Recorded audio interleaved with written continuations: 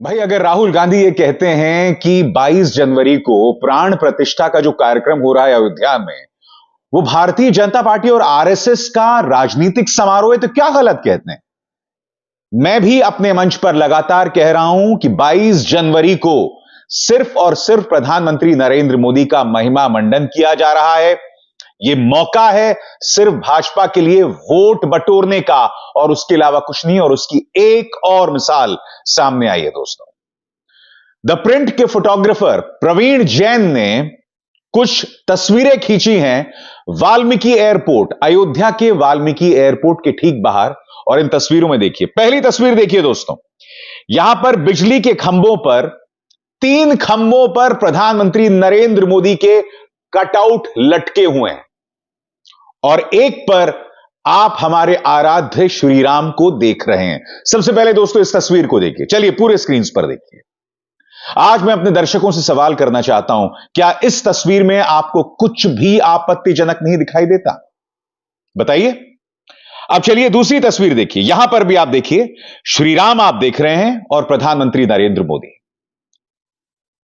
Social media पर कई users यह कह रहे हैं कि प्रधानमंत्री नरेंद्र मोदी की तस्वीर और उनका कटआउट हमारे आराध्य श्री राम से बड़ा है। जाहिर सी बात है दोस्तों कि फोटो इस तरह से ली गई है जिससे ऐसा लग रहा है कि प्रधानमंत्री का कटआउट श्री राम से बड़ा है। मगर मैं आपसे पूछना चाहता हूं, क्या फर्क पड़ता है कि प्रधानमंत्री का कटआउट बड़ा है या श्री राम का कटआउट ज्यादा बड़ा है? हकीकत यह है कि प्रधानमंत्री नरेंद्र मोदी को श्री राम के समकक्ष, उनके साथ, उनके बराबर रख दिया गया है।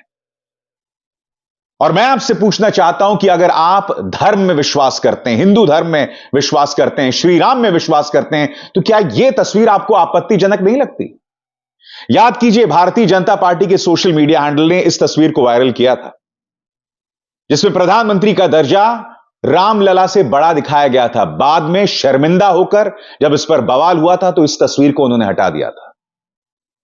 मैं फिर आपसे पूछना चाहता हूं कि अगर राहुल गांधी ये कह रहे हैं, अगर कांग्रेस ये कह रही है, अगर तेजस्वी यादव ये बात कह रहे हैं, अगर अरविंद केजरीवाल ये बात कह रहे हैं कि भाई 22 जनवरी का जो समारोह है वो तो सिर्फ और सिर्फ भाजपा के लिए वोट बटोरने का जरिया है, तो क्या गलत कह रहे हैं भाई?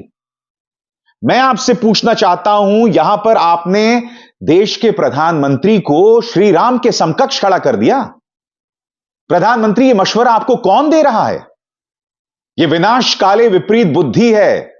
एक सीधा और सरल सवाल यहां पर कि एक व्यक्ति को हमारे आराध्य श्री राम के बराबर कैसे किया जा सकता है? और कुछ दिनों बाद तो मुझे ऐसा लगता है अगर यही सोच चलती रही तो श्री राम की जगह एक राजनीतिक व्यक्ति को रख दिया जाएगा।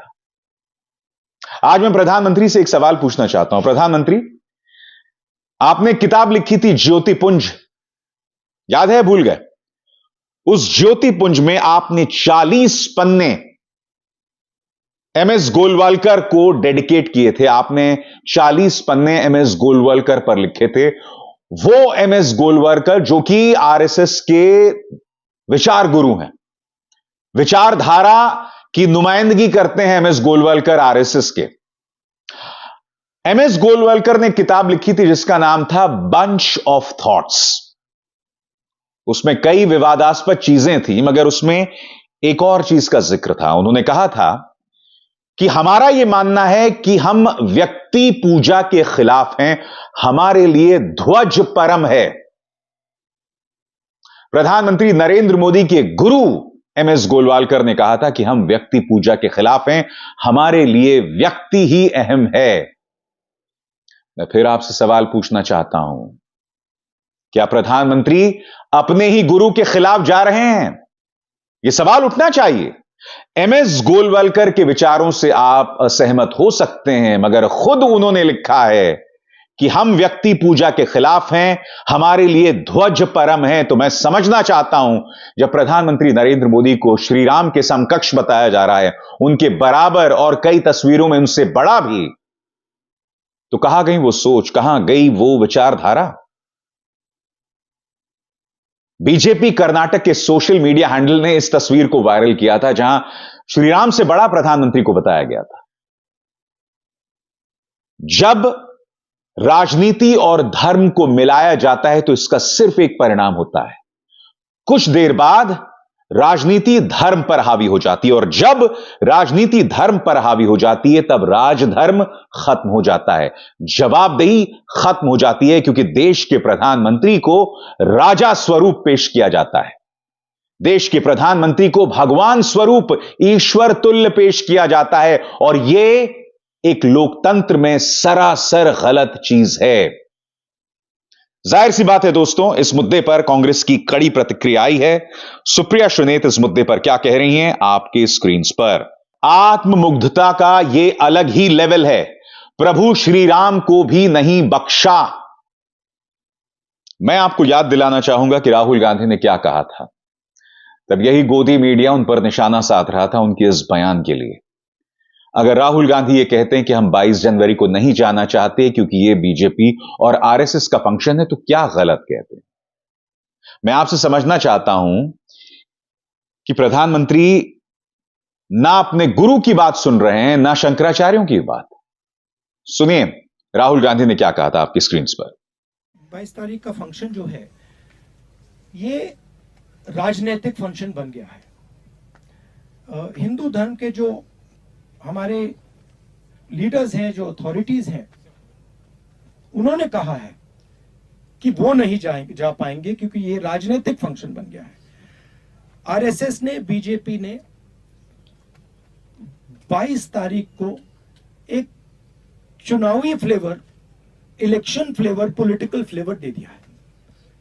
इसीलिए कांग्रेस प्रेसिडेंट ने इनकार किया वहां जाने का। जहां तक धर्म की बात है, हम सब धर्मों के साथ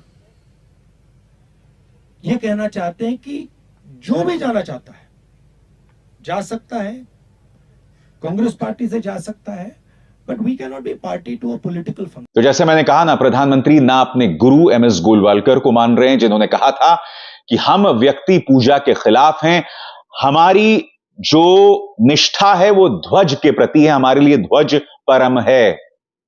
कहां है विचारधारा भाजपा की? उसे तो आपने दफना दिया। कहां है संघ की विचारधारा? एक व्यक्ति के सामने सब कुछ कुंद पड़ गया है, सब नतमस्तक हैं आज की तारीख में एक व्यक्ति के सामने, और एक व्यक्ति को जानबूझकर इस तरह से बड़ा बनाया जा रहा है। आखिर क्यों? मैं ये समझना चाहता हूं, जब शंकराचार्य ये कहते हैं कि अधूरे मंदिर की प्राण प्रतिष्ठा नहीं हो सकती, तब शंकराचार्यों के खिलाफ प्रोपेगेंडा चलाया जाता है, टूल किट चलाया जाता है कि नहीं साहब, सोमनाथ मंदिर में भी 15 सालों बाद पूर्ण निर्माण हुआ था, प्राण प्रतिष्ठा पहले हो गई थी। दोनों में जमीन आसमान का फर्क है। एक मंदिर बन रहा है, श्री राम का मंदिर बन रहा है, सोमनाथ मंदिर का वजूद बहुत पहले से था, उसमें की गई प्राण प्रतिष्ठा की तुलना श्री राम के मंदिर से नहीं की जा सकती, मगर इस तरह की बातें की जा रही हैं। मैं ये समझना चाहता हूं कि इस आत्ममुग्धता की आखिर वजह क्या है। दोस्तों, 2 दिन से क्या हो रहा है, एक वीडियो वायरल हो रहा है। इंडिया टीवी ने मुख्यमंत्री योगी आदित्यनाथ का इंटरव्यू किया, और उसमें मुख्यमंत्री आदित्यनाथ ये कहते हैं कि भाई मैं तो सिर्फ एक ही वेशभूषा पहनता हूं, मैं अपनी वेशभूषा नहीं बदलते रहता हूं। तो सवाल यह कि मुख्यमंत्री आदित्यनाथ किसे ताना दे रहे थे कि एक व्यक्ति दिन में 2-2, 3-3 बार जो है वेशभूषा बदलता है, यह ताना किसको लेकर था? यह चीज जो है वो हमें समझनी पड़ेगी। सुनिए मुख्यमंत्री आदित्यनाथ ने क्या कहा था। हमें कोई दुविधा नहीं, जो अंदर है जो बाहर है। घर के अंदर जैसा कपड़ा पहनते होंगे वैसे कपड़े पहन के बाहर भी जाते हैं, मंचों पे भी जाते हैं, कहीं जाना हो देश में, दुनिया में, वही बाना पहनेंगे। ऐसा थोड़े है कि जो है अलग अलग जगह अलग अलग बाना पहन करके लोगों को बेवकूफ बनाए। ये कोई रंगमंच नहीं है। अब जाहिर सी बात है दोस्तों, कांग्रेस को मौका मिल गया है मुख्यमंत्री आदित्यनाथ के इस बयान पर सीधे प्रधानमंत्री पर हमला बोलने के लिए। ट्विटर और सोशल मीडिया पर लोग कह रहे हैं कि क्या यह मुख्यमंत्री आदित्यनाथ और प्रधानमंत्री नरेंद्र मोदी के बीच में जो पहले से तनाव चला आ रहा है उसका परिणाम है। क्या कह रही है कांग्रेस, मैं आपको पढ़ के सुनाना चाहता हूं। योगी बाबा साहब पर व्यंग्य बाण क्यों भेद रहे हैं? सीधे सीधे कह दें, उनकी पार्टी ने प्रधानमंत्री नहीं परिधान मंत्री दिया है। और जब ये बात वो लोग अपने ट्विटर हैंडल पर कह रहे हैं तो एक तरफ जैसे कि आप देख सकते हैं मुख्यमंत्री आदित्यनाथ का बयान चल रहा है और दूसरी तरफ प्रधानमंत्री जो अलग अलग वेशभूषाओं में आते हैं, बार बार अपनी वेशभूषा बदलते हैं, उसका जिक्र किया जा रहा है। मैं एक बात स्पष्ट कर दूं दोस्तों, यही बात सुप्रिया श्रीनेत भी कह रही हैं, प्रधानमंत्री हैं, कोई रंगमंच के कलाकार थोड़े ही। सुनिए क्या कह दिया योगी जी ने। अब जाहिर सी बात है कि मुख्यमंत्री आदित्यनाथ ने किसी का नाम नहीं लिया और हम ये नहीं कह सकते कि उनका निशाना प्रधानमंत्री पर था या नहीं, मगर यहां एक बड़ा मुद्दा है दोस्तों। वो बड़ा मुद्दा क्या है? वो बड़ा मुद्दा ये है कि आज की तारीख में हर चीज एक व्यक्ति के सामने बौनी होती जा रही है। नई संसद का उद्घाटन होता है तब क्या होता है? तब संवैधानिक पद की निगाह से सबसे ऊंचे पद पर हैं हमारी राष्ट्रपति द्रौपदी मुर्मू। देश की पहली आदिवासी महिला राष्ट्रपति को नहीं बुलाया जाता है। क्यों? ताकि संगोल युग में अमृतकाल में बना ये जो नया संसद है, ये जो नई संसद की बिल्डिंग में, उसमें फोकस सिर्फ प्रधानमंत्री पर रहे। हुआ भी यही। आपको याद है प्रधानमंत्री ने जब प्रवेश किया था तो किस तरह से नारे लगाए जा रहे थे मोदी मोदी के। वही मोदी मोदी के नारे मीडिया भी लगा रहा था। और अब यहां पर आप देख सकते हैं वही बात 22 जनवरी को होने वाली है, वही हो भी रहा है। पूरा फोकस प्रधानमंत्री पर है।